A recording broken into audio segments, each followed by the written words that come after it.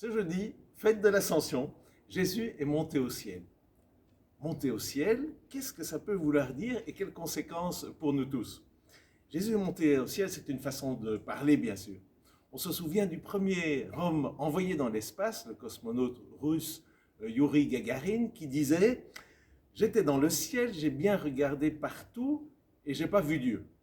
Et Nikita Khrouchtchev, qui était le leader de l'Union soviétique à l'époque, athée militant, disait aussi regardez ces croyants, ils croient vraiment n'importe quoi, au ciel, Dieu ne se trouve pas. Dire que Dieu est au ciel, c'est dire Dieu est au-delà. Au-delà de ce que nous pouvons sentir, au-delà de ce que nous pouvons percevoir, on ne peut pas mettre la main sur lui. Et dire que Jésus est monté au ciel, c'est dire que Jésus est passé en Dieu, celui que les disciples ont aimé, suivi, l'homme Jésus est ressuscité, il est auprès de Dieu. Désormais, on ne verra plus le Jésus terrestre, avec sa vie biologique, il est vivant en Dieu et mystérieusement présent au milieu de nous.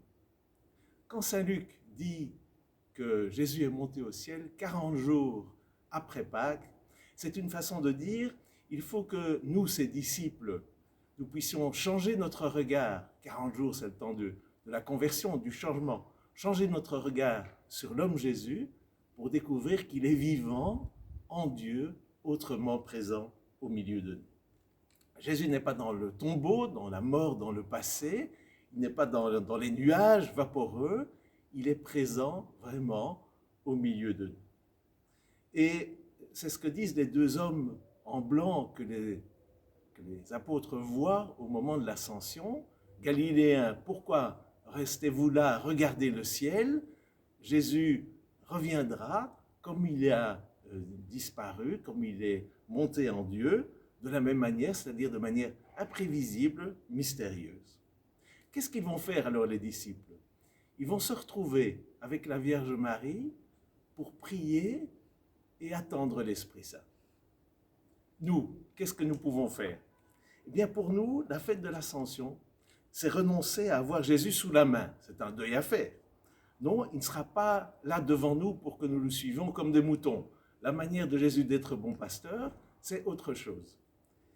Il nous donne l'Esprit Saint et alors à nous de jouer. Et puis, la fête de l'Ascension, c'est recevoir de Jésus notre mission. Jésus dit dans l'évangile de Saint Marc, allez dans le monde entier, proclamer l'évangile à toute la création. Et proclamer l'évangile, dit Jésus, c'est expulser les démons. Alors, merci à tous ceux qui font de la musique, à ceux qui apportent de la tendresse, à ceux qui font rire, à ceux qui préparent des bons petits plats. Ils chassent les démons de l'ennui, de la solitude, de la tristesse, du découragement. Imposer les mains aux malades. Merci aux soignants, aux scientifiques, aux logisticiens. Attraper les serpents, c'est-à-dire lutter contre le mal. Merci aux combattants, aux militants des associations, aux journalistes, aux juges, aux policiers, à tous ceux qui luttent contre toutes les formes d'injustice, d'oppression, de violence.